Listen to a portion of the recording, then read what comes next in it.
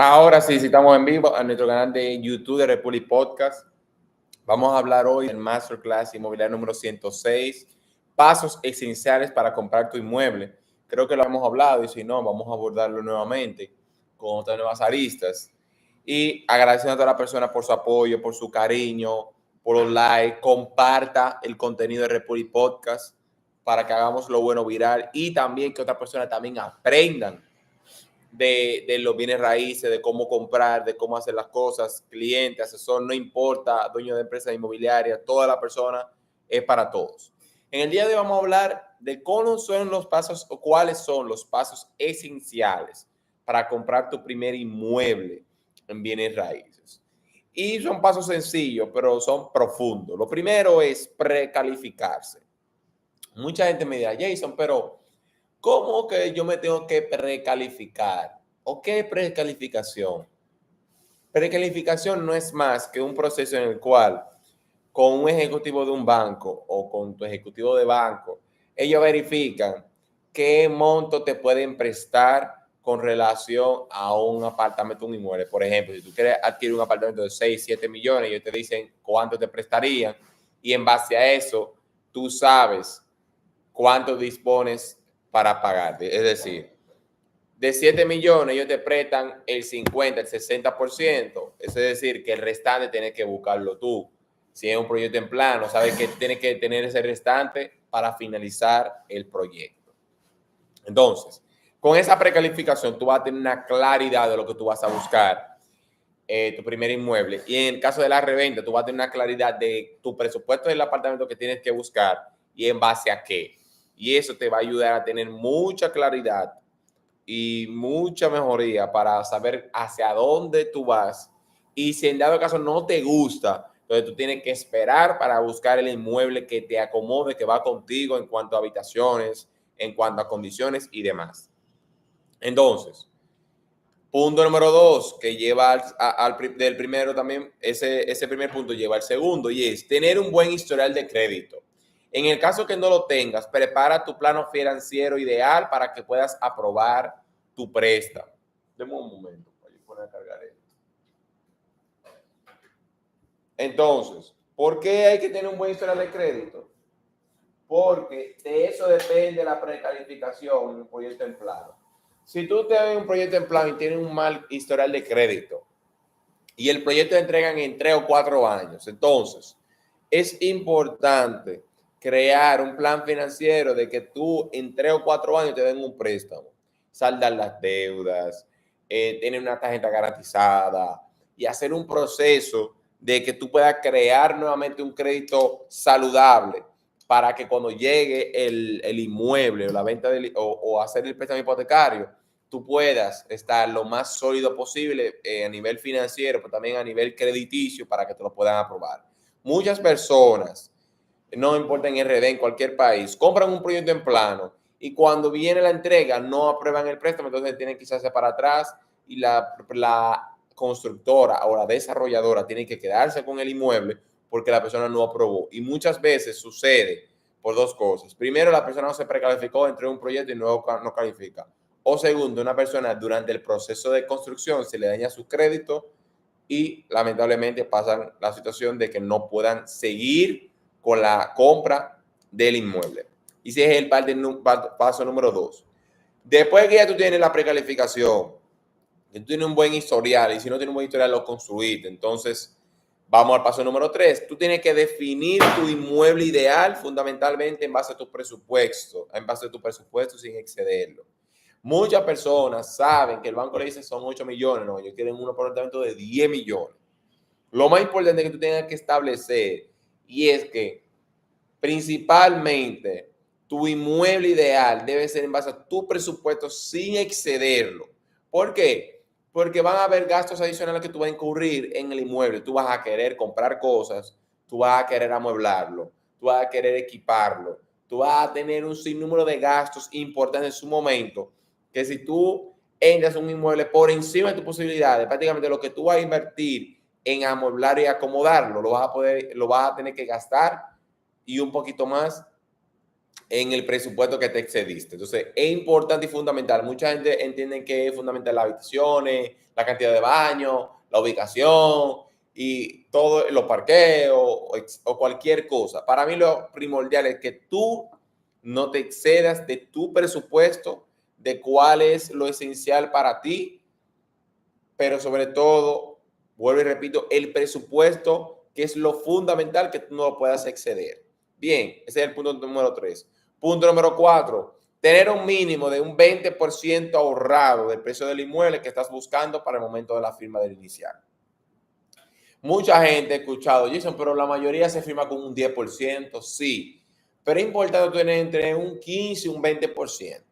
¿Por qué? Porque ese otro 10, o en caso de un 20, o ese en un 15, ese 5%, pero si yo fuera yo tuviera un 20%. ¿Qué te hace? Aunque tú entres con un 10%, ese 10 adicional te da una holgura para ir pagándolo al paso. Y a medida que tú vas ganando dinero, tú puedes ir reemplazando ese dinero hasta tú poder saldar el apartamento, el inicial.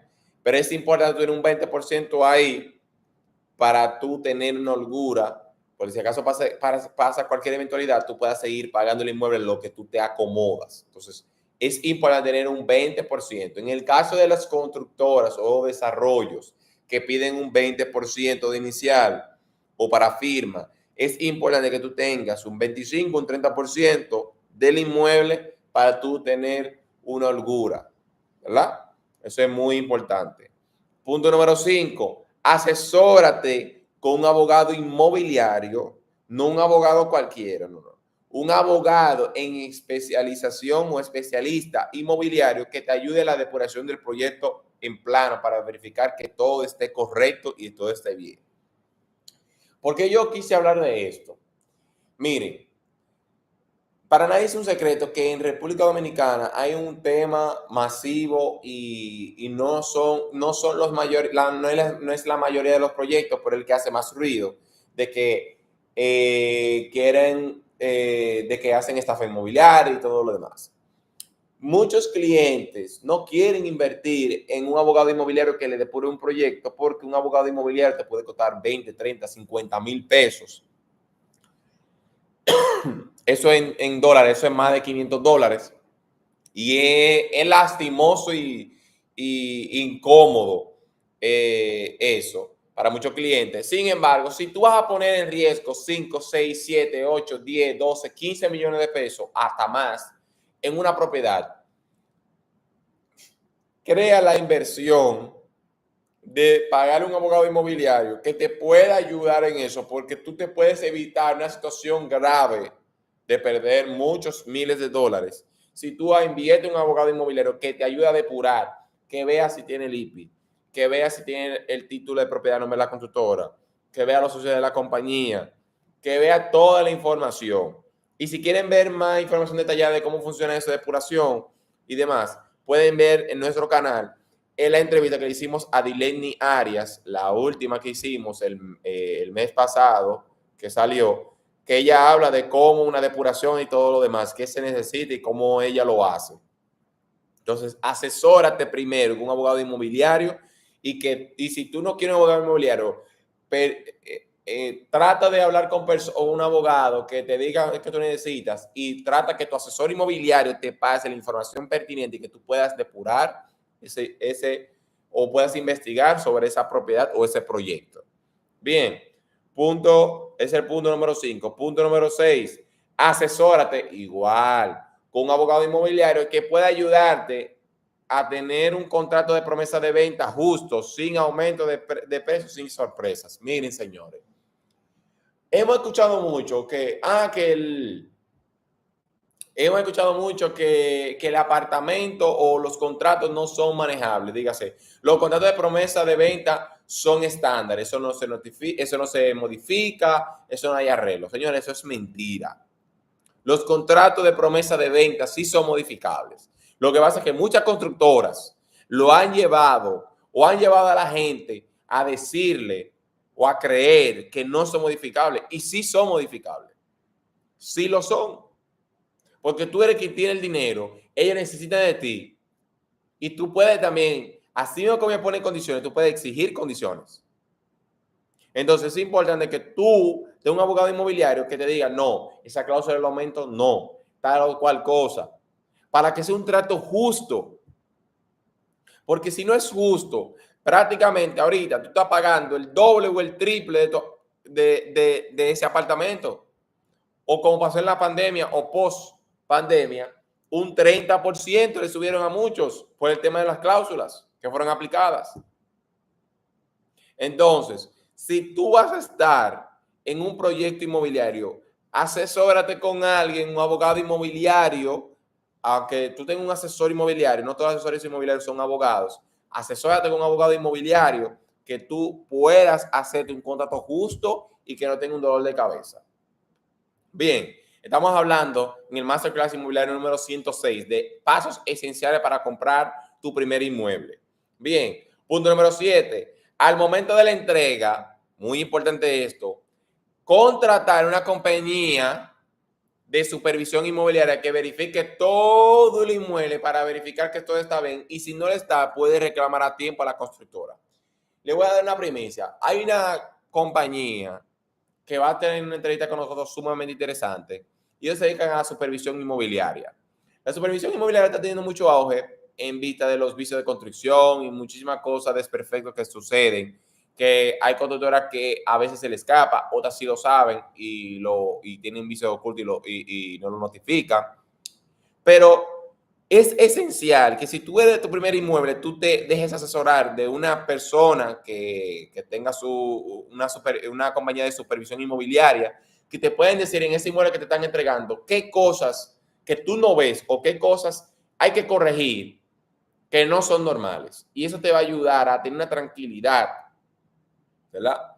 De que el inmueble te lo van a entregar bien, en buen estado. Entonces, ahí, por eso, volvemos al génesis de que yo dije de por qué es importante de que tener un presupuesto con holgura, o sea, no estar ajustado, porque esos gastos, como un asesor, un abogado inmobiliario, una supervisión inmobiliaria al momento de la entrega, te va a ayudar esencialmente o muy importante a que tú puedas tener, eh, una entrega sin problemas y sin contratiempos. ¿Me entiendes? Entonces, eso es una parte fundamental. Entonces, ese es el punto número 7. Punto número 8. Luego de eso, tú tienes que tener un 3% del impuesto de transferencia y los gastos legales de la entidad bancaria que tú vas a hacer el préstamo. Mucha gente nada más se enfoca en el inicial, en el préstamo, lo que voy a pagar del préstamo, en amueblar el apartamento. Pero es algo muy fundamental que es el impuesto de transferencia, dígase que tú vas a transferir el título de la constructora a nombre tuyo o de tu pareja o mixto. Entonces, tú tienes que tener el 3% del impuesto de transferencia, que es el 3% del valor de la compra. Tienes que tenerlo para pagarlo en cheque al banco para que lo puedan hacer la transferencia y también los gastos legales que va a incurrir en el banco, hacer el proceso de los contratos, notarización, lo que van a gastar para transferir el inmueble, es importante que tú lo tengas contemplado. Y esos son los gastos colaterales que la gente no ve. Bien, punto número 8. Punto número 9. No financiar el máximo para poder trabajar la remodelación y cosas esenciales que te interesa hacer con tu inmueble. Perdón. No financiar el máximo que te permite la entidad bancaria, más bien financia lo menos posible para tener una holgura. ¿Qué yo siempre le recomiendo a la gente? Mucha gente, el banco le dice que le presta un 80%. Ellos pagan un 20 y se meten un 80%. ¿Qué yo siempre le digo a la gente? Señores, proyectense por lo menos pagarle un 10, un 15, un 20% más, porque independientemente de cuando tú hagas eso, te vas a sentir más cómodo, te vas a sentir con mayor holgura, no vas a estar apretado. Aunque el banco te preste el 80%, el 90%, para el banco eso es un negocio.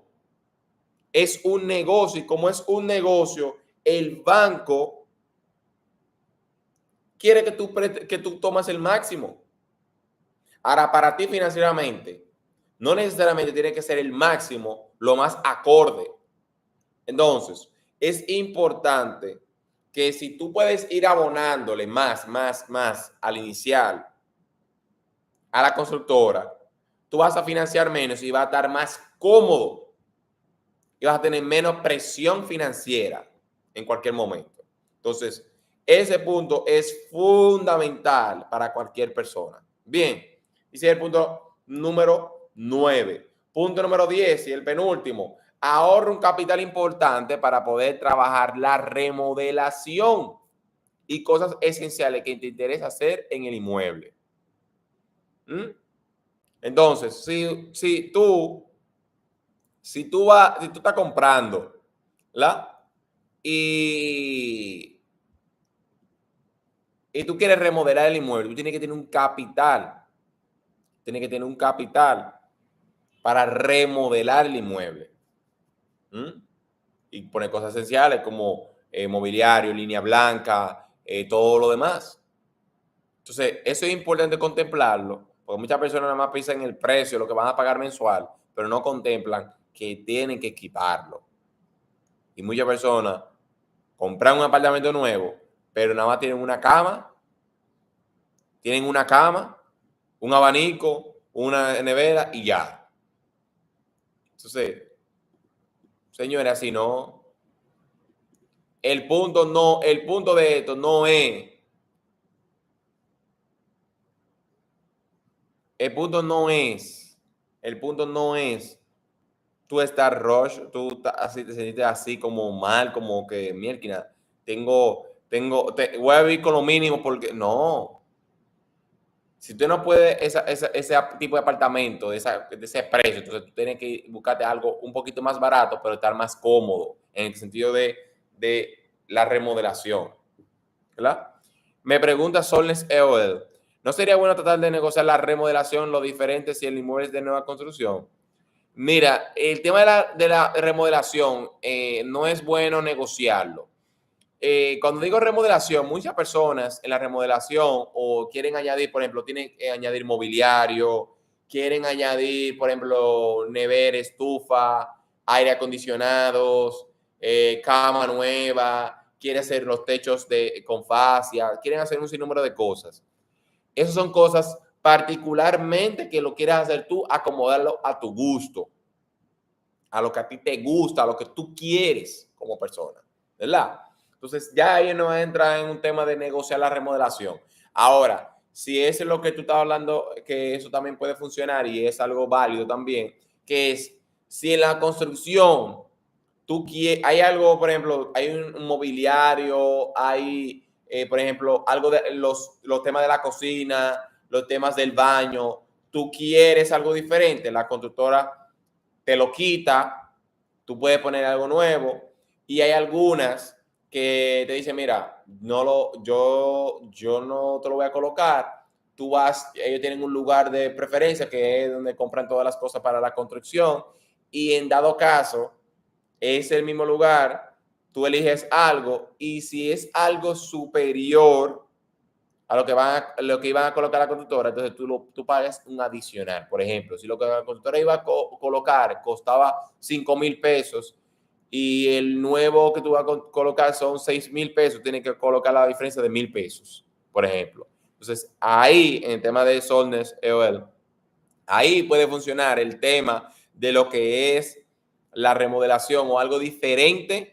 Tú puedes negociarlo con la constructora y colocarlo, pero siempre y cuando ellos tengan conocimiento previo, porque bajo contrato ellos establecen una fecha límite para hacer modificaciones. Bien, y por último, contempla en tu presupuesto familiar de una compra de tu inmueble el mantenimiento del mismo y los gastos de imprevistos.